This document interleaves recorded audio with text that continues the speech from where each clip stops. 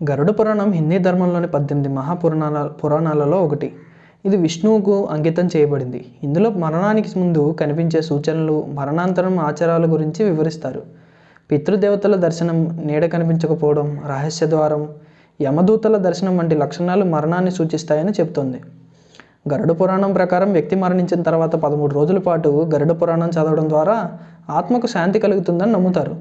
గరుడ పురాణం పఠించడానికి శుభ్రమైన దుస్తులు ధరించడం, ఏకాగ్రతతో ఉండటం వంటి నియమాలు పాటించాలి. దీనివల్ల భయాలను తొలగించుకొని జీవిత సత్యాన్ని గ్రహించవచ్చు. అంతేకాకుండా మరణానికి ముందు వ్యక్తికి కనిపించే కొన్ని సూచనల గురించి కూడా ఇందులో వివరించబడింది. ఈ సూచనల గురించి ఇప్పుడు తెలుసుకుందాం. పితృదేవతల దర్శనం. గరుడ పురాణంలో మరణం సమీపంలో ఉన్న వ్యక్తికి అతని పితృదేవతలు కనిపిస్తారని చెప్పబడింది. పితృదేవతలను చూడటం మరణం దగ్గరలో ఉండడానికి ఒక సంకేతంగా పరిగణించబడుతుంది. ఇది పూర్వీకులతో అనుసంధానాన్ని సూచిస్తుంది. నీడ కనిపించకపోవడం.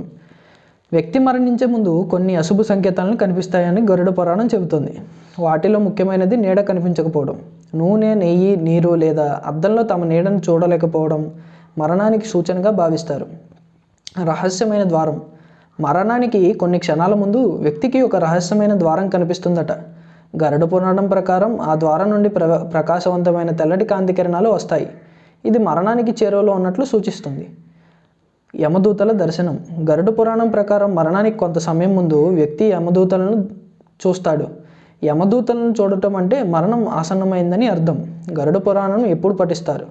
ఎవరైనా మరణించిన తర్వాత గరుడ పురాణాన్ని పఠిస్తారు. మరణించిన వ్యక్తి ఆత్మ 13 రోజుల పాటు ఇంట్లోనే ఉంటుందని నమ్ముతారు. అందుకే గరుడ పురాణం పఠించడం వల్ల ఆత్మకు శాంతి కలుగుతుంది. గరుడ పురాణ పఠన నియమాలు. గరుడ పురాణాన్ని భక్తితో, నిజమైన మనసుతో చదవాలి.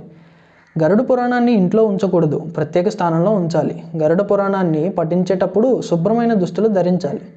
గరుడ పురాణాన్ని పఠించేటప్పుడు ఎవరి గురించి చెడుగా ఆలోచించకూడదు. పఠనం చేసేటప్పుడు ఏకాగ్రతతో ఉండాలి.